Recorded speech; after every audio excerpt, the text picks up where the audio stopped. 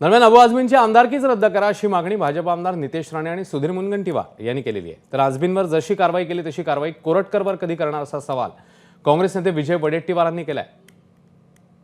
अरे कोणत्याही जाती धर्माचा, रंगाचा, वंशाचा, पक्षाचा, वयाचा, उंचीचा, वजनाचा असू द्या, हृदयात शिवबा आहे आणि औरंग्याची बिना फक्त आमदारकी टिकवण्यासाठी, विशिष्ट मतदारांना आपल्या बाजूनी करण्यासाठी अशा पद्धतीचं वक्तव्य आणि या वक्तव्याला फक्त या विधानसभा पुरती त्याचं सदस्यत्व रद्द करा, जाऊ द्या सुप्रीम कोर्टात, ठीक आहे, हो द्या सुप्रीम कोर्टामध्ये। अध्यक्ष महाराज, पण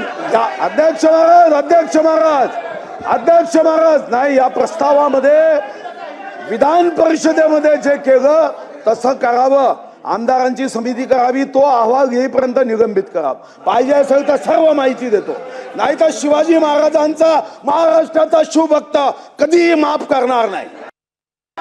आता मला सांगा अध्यक्ष महोदय, अबू आझमींनी केलेलं वक्तव्य त्याच्या सजेत वाढ झालीच पाहिजे, परंतु छत्रपती शिवाजी महाराजांचा अवमान करणारे महाराष्ट्रात जो कोणी असेल त्याच्यावर कारवाई होणार की नाही? हे कारवाई होईल की नाही? यांनी अपमान केला की नाही? कोरटकरावर कारवाई होणार की नाही? सन्माननीय सदस्य कारवाई होणार की नाही? निलंबन हा विषय फार कमी आहे।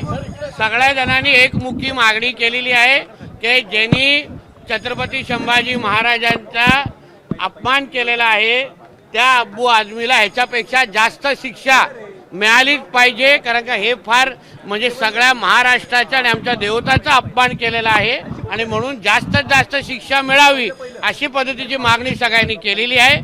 आदरणीय चंद्रकांत दादाजी हे अधिकृत स्टेटमेंट देतीलच, त्यांनीही सांगितले की आम्ही समिती आमदारांची तयार करू आणि जास्तीत जास्त शिक्षा देण्याचे प्रस्ताव तोपर्यंत निलंबित